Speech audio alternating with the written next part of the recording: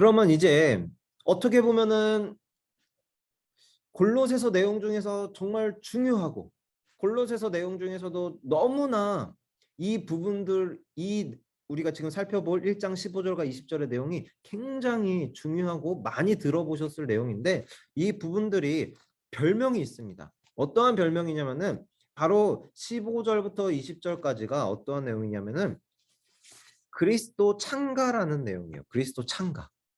그러니까 그리스도를 향한 노래인 거예요. 그리스도를 찬양하고 그리스도를 높이는 그러한 아름다운 시적 표현들로서 써져 있는 내용이 바로 1장 15절부터 20절인데 굉장히 이 내용에 기독론의 내용들이 함축되어져 있습니다. 우리가 방금 살펴보았던 13절과 14절은 구원론의 핵심이 담겨져 있다라면은 15절부터 20절은 무엇이 함축되어져 있다고요? 기독론, 예수 그리스도에 대한 내용들이 함축되어져 있다라는 것입니다. 그렇다면 우리가 15절부터 한번 살펴볼 텐데요. 여러분 가능하다라면은 15절부터 17절까지 또한 18절부터 20절까지를 조금 나누어서 한번 살펴보도록 하겠습니다. 먼저 15절부터 15절에 그는 누구시죠? 예수 그리스도는 보이지 아니하는 하나님의 형상이시요 모든 피조물보다 먼저 나신 이시니.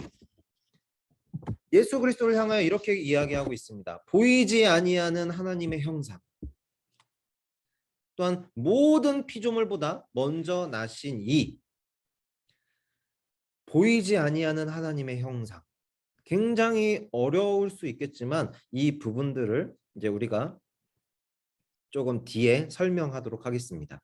모든 피조물보다 먼저 나시니, 그러면은 모든 피조물보다 먼저 계셨더라는 것을 의미하고 있죠. 그러면서 만물이 그에게서 창조되되 16절에, 그 다음에 또 16절에 만물이 다 그로 말미암고 누구를 위하여?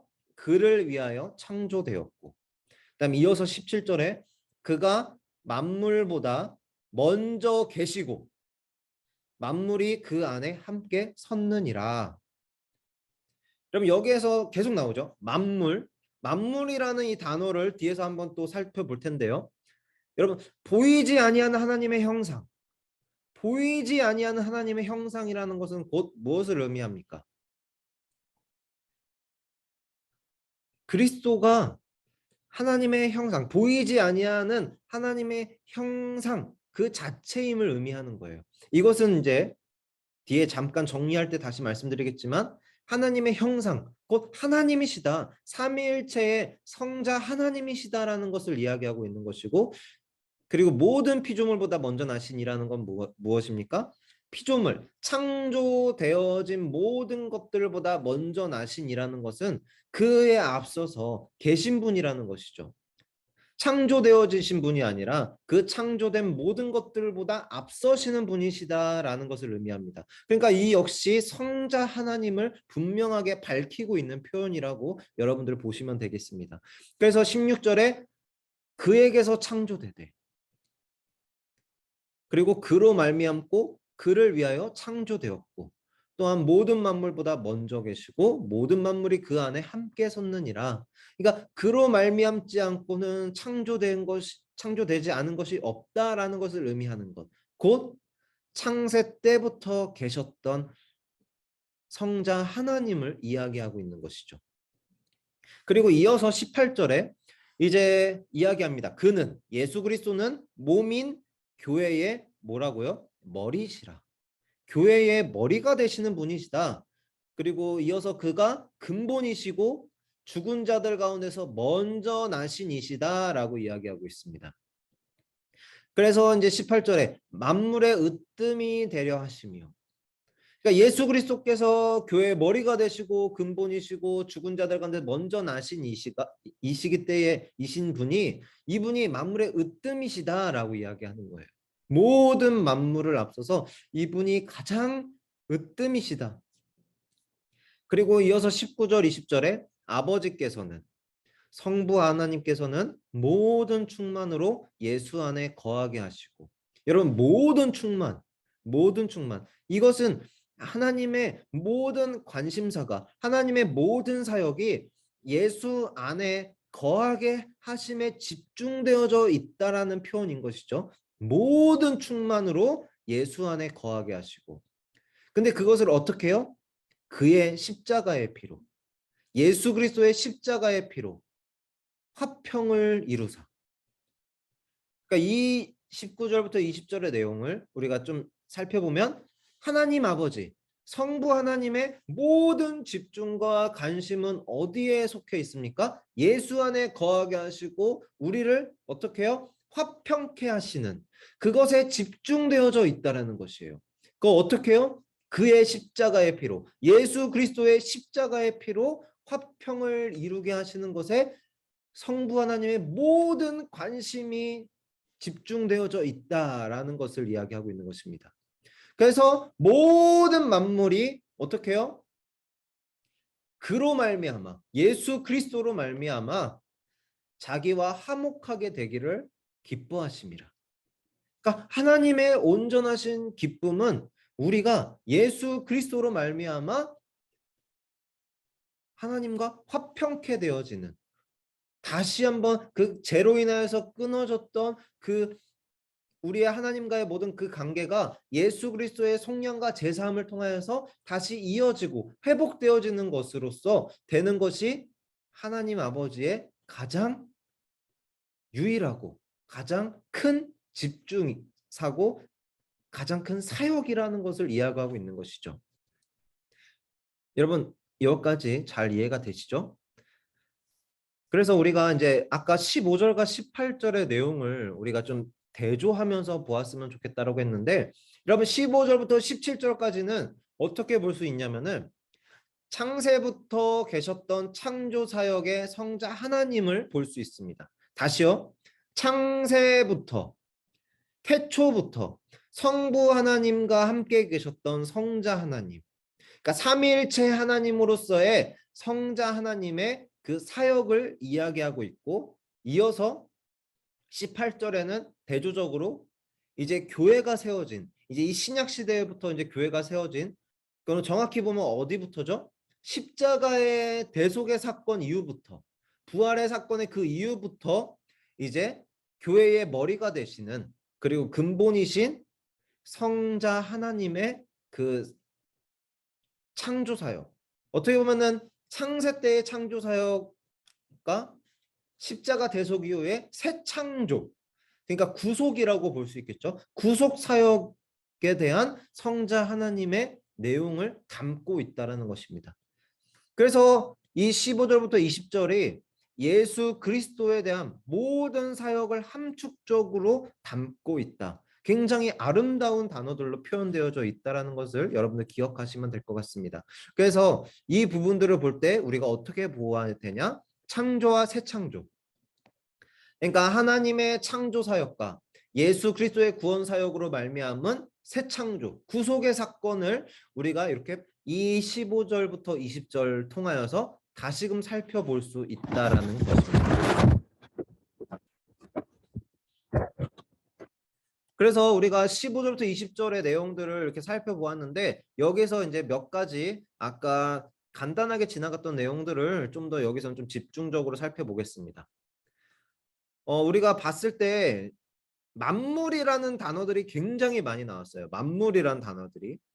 그래서 이 만물이라는 단어들을 봤을 때 이 만물을 표현하는 단어들을 한번 우리가 봤으면 좋겠는데, 사도 바울이 이 만물이라는 단어를 표현할 때 어떻게 표현하냐면은 하늘과 땅, 하늘과 땅이라고 이야기해요. 하늘과 땅. 그리고 또 어떻게 해요? 하늘과 땅에서 보이는 것들, 또한 보이지 않는 것들, 그리고 이어서 왕권들, 주권들, 통치자들, 권세들이라고 이야기합니다. 그래서 사도 바울이 이 만물을 표현할 때 하늘과 땅이라는 표현들을 사용하고 있고, 그리고 이 단순히 하늘과 땅이라는 것이 단순히 우리가 딛고 있는 이 땅과 우리가 쳐다보는 그 하늘을 의미하는 것이 아니라 어떠한 영적인 것과 육적인 것, 또한 우리가 보는 것과 보지 못하는 것, 또한 이 세계를 통치하는 모든 왕권들과 주권들과 지배자들과 우리가 볼 수 있는 그 모든 권세들을 통칭하여서 만물이라는 단어를 사용하고 있다라는 것을 여러분들 염두에 두시고 보면 좋겠습니다. 그래서 이 모든 만물보다 앞서서 계신 예수 그리스도를 이야기하면서 바로 사도 바울은 그리스도의 우월성을 이야기하고 있는 것이죠. 모든 만물보다 앞서 계시는 분, 먼저 나신 분, 모든 만물들이 예수 그리스도를 위하여 창조되었다. 그를 위하여 창조되었다. 모든 만물보다 먼저 계시고 모든 만물이 그 안에 서 있다라는 것은 결국 예수 그리스도의 우월성을 이야기하고 있는 것이죠. 오직 예수 그리스도, 오직 예수. 그래서 여기서 아까 우리가 살펴보았던 재밌는 표현이죠. 보이지 아니하는 하나님의 형상. 결국 이제 하나님의 형상이라는 표현들을 볼 때 우리가 인간의 모습이 하나님의 형상을 따라 지음받았다라고 하는데 사람은 하나님의 형상에 어떻게 해요? 부합되게 하나님의 형상을 따라 지음받은 것이지 하나님의 형상 그 자체는 아닌 것이죠. 근데 보이지 아니하는 하나님의 형상이라는 것은 곧 무엇을 의미합니까? 그리스도가 바로 그 하나님, 보이지 아니하시는 하나님의 형상 그 자체이다라는 것을 의미하는 것입니다. 그럼 결국엔 무엇이죠? 삼위일체 하나님, 성부 하나님, 성자 하나님, 성령 하나님, 곧 그 성부 하나님의 형상, 곧 인간의 몸을 입고 오신 하나님, 바로 성자 하나님을 의미하고 있다. 그리고 이 15절부터 20절의 내용은 모두 다 그리스도에 대한 우월성, 그리스도를 찬양하는 내용들, 기독론의 내용에 함축적으로 담겨져 있다라는 것을 여러분 잊지 마시고 한번 살펴보셨으면 좋겠습니다. 그래서 이어서 1장 21절부터 23절의 내용을 이제 살펴볼 텐데요.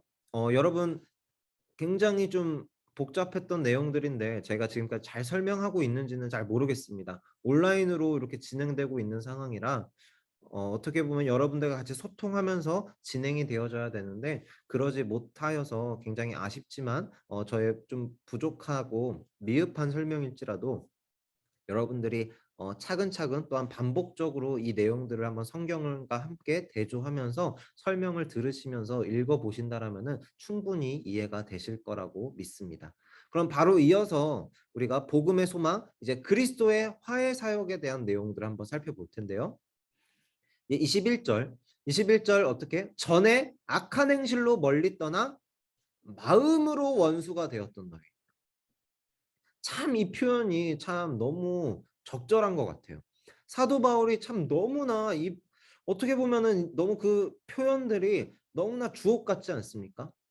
악한 행실로 원수가 되었던 너희가 아니라 그 악한 행실로 멀리 떠나서 어떻게 마음으로 원수가 되었던 너희들. 너무나 우리의 그 죄에 속하였던 그리고 죄로 인하여서 끊어졌던 하나님과의 그 관계를 너무나 적절하게 표현했던 것 같아요. 그래서 우리는 하나님과 결코 화해되어질 수 없고 결합되어질 수 없고 결코 화목하게 되어질 수 없었던 우리라는 모습을 철저하게 이야기하고 있다는 것이죠. 그러면서 이 원수되었던 너희를 어떻게 해요? 22절에 그의 육체의 죽음으로 말미암아 예수 그리스도의 십자가의 사역으로 말미암아 어떻게 해요? 화목하게 하사 그리고 어떻게 해요? 거룩하고 흠없고 책망할 것이 없는 자로 그 앞에 세우고자 하셨습니다. 그러니까 우리를 원수 되었던 자, 여러분 원수를 쳐다보고 싶습니까? 여러분 원수를 어떻게 원수가 아무리 뭐 좋은 모습과 좋은 옷을 입고 있다고 해서 여러분 칭찬하고 싶으세요? 어떤 거 하나라도 꼬투리 잡아갖고 막 욕하고 싶지 않으세요?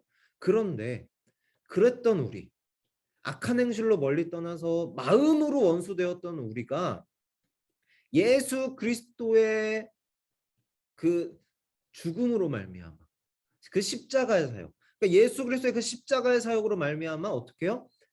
하나님과 화해되어졌다.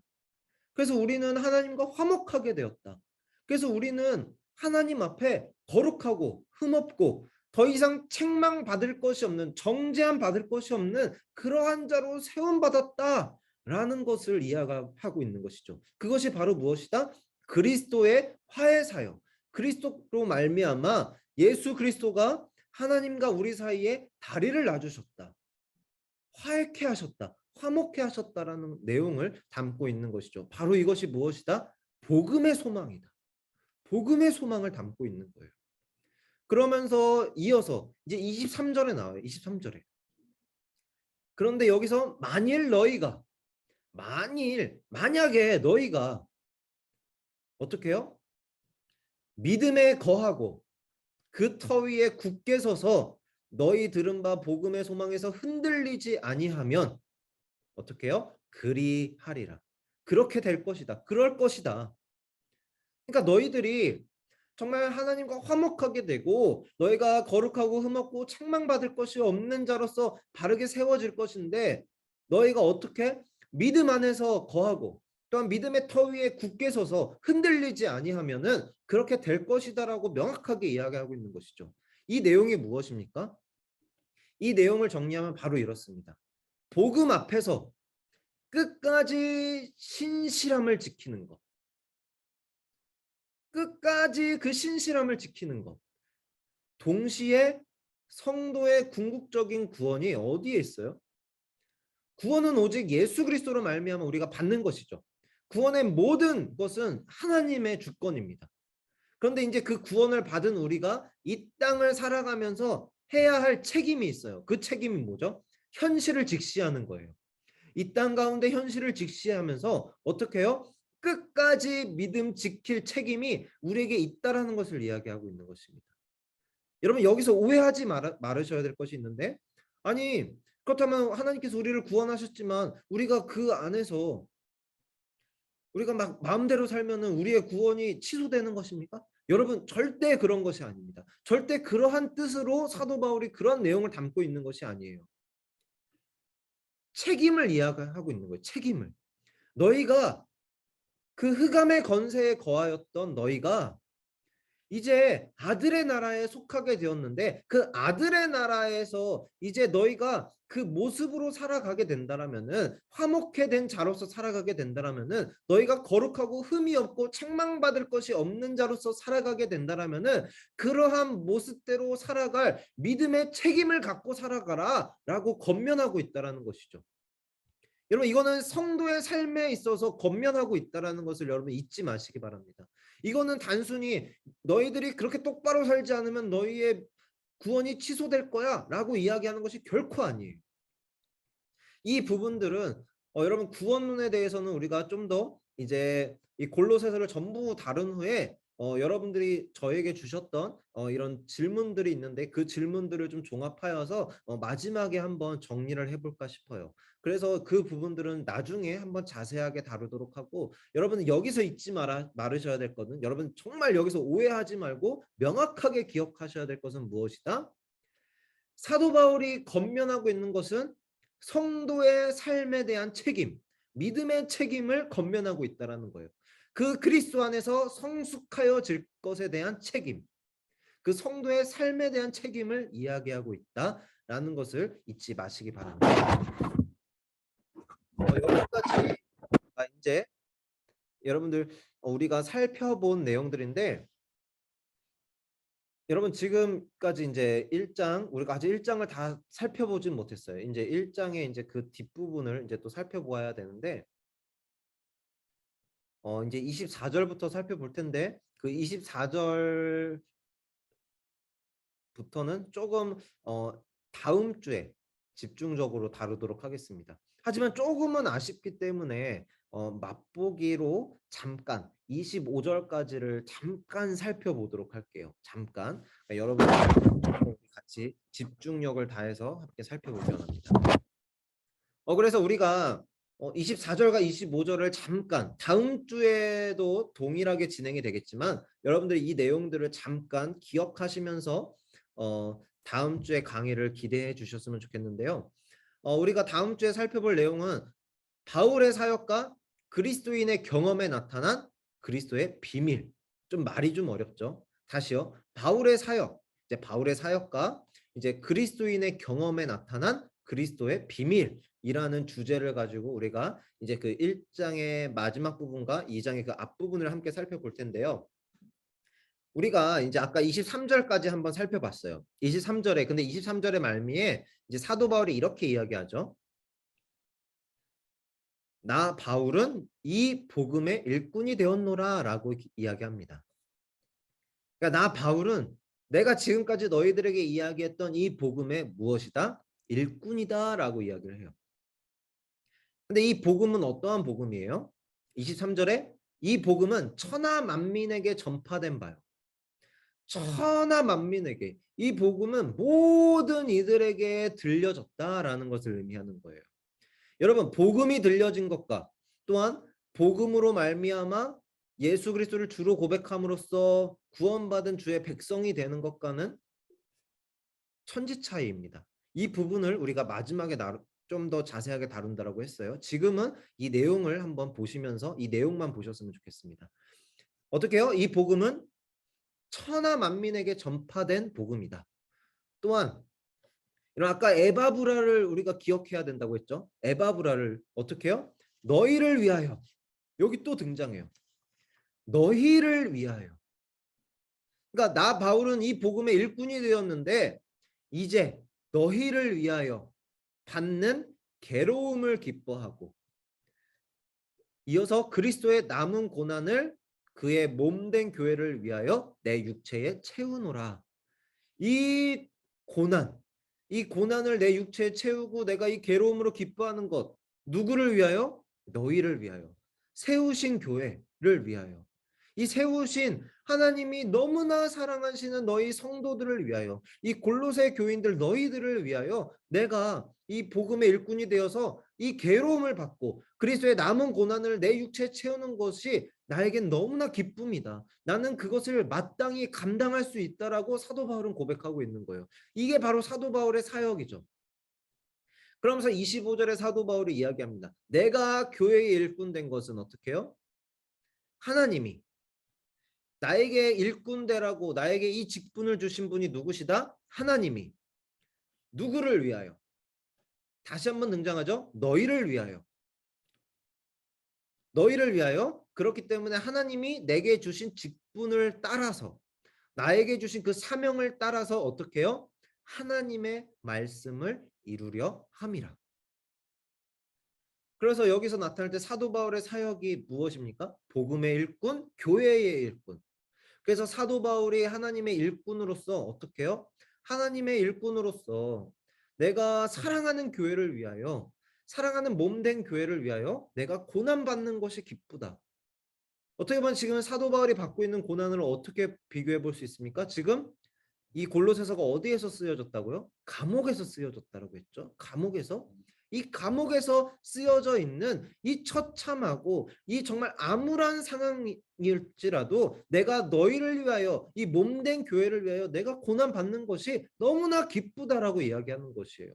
그리고 내가 이렇게 쓰임 받을 수 있는 것은 누가? 하나님이 너희를 위하여 내게 주신 직분 사명을 따라서 하나님의 말씀을 이루게 하려 하심이다 라는 이 사명에 대한 명확한 자기 정체성을 갖고 있다라는 것이죠. 그래서 이제 우리가 이 부분들을 이제 다음 주에 이제 3주차 강의 때에 좀 더 자세하게 살펴보도록 하겠습니다.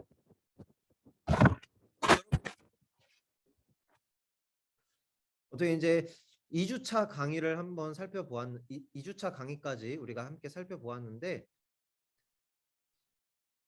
제가 여러분들의 이런 반응들이나 여러분들이 좀 이렇게 잘 배우고 계시는지 한번 확인이 정확하게 되지는 않아서 제가 지금 잘 여러분들에게 잘 전달하고 있는지 조금은 걱정이 돼요. 하지만 여러분들 이 내용들 제가 좀 부족하지만 그래도 이 내용들을 함께 우리가 같이 살펴보면서 같이 여러분 우리가 함께 했으면 좋겠다라고 했던 과제들 기억나시죠? 골로새서를 같이 읽으면서 또한 그 주에 맞춰서 골로새서 1 장, 2 장, 3 장, 4 장을 이렇게 차례대로 같이 통독하면서 또한 이 골로새서 강의 기간 동안 우리가 직접 손으로 골로새서를 필사하면서 내가 같이 골로새서 내용들을 살펴보길 원한다라고 했는데 여러분들 그렇게 진행을 하시면서 이 강의들을 한번 시청하시면서 보신다라면은 여러분 누구보다도 골로새서에 대해서 명확하게 이해하시고 또한 사도 바울이 이 골로새서를 향하여서 썼던 그 마음의 심정들을 여러분들 이해하게 되실 것이고 더 나아가서는 이 말씀을 오늘날 우리에게 주신 하나님 아버지의 그 마음을 명확하게 이해하실 거라고 믿습니다. 그래서 여러분들 2주차 강의까지 들으시는데 너무 수고 많으셨고 이제 이 3주차에 이제 저희가 마지막에 다뤘던 그 부분부터 이제 이어서 진행이 될 터인데 여러분들 다음 주까지 여러분들 승리하시고 여러분들 골로새서 이렇게 강의 들으시는 동안 하나님과 말씀으로 더욱더 가까워지시기를 주님의 이름으로 축복합니다. 여러분들 너무나 수고 많으셨고 다음 3주차 강의 때 뵙도록 하겠습니다.